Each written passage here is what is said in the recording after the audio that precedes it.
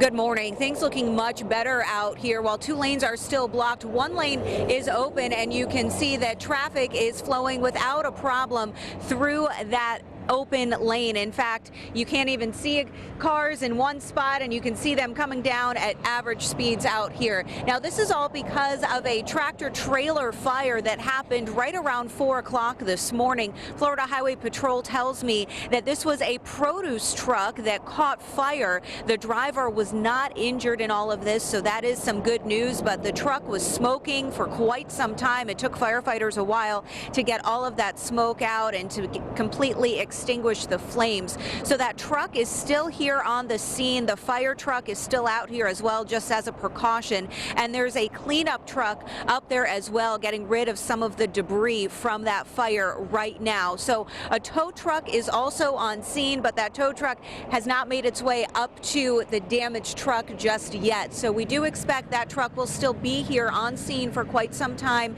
as well as the emergency vehicles while they continue to work this scene. But again, that one lane of traffic is open right now, and traffic flowing smoothly right near Northbridge Road in the Hope Sound area.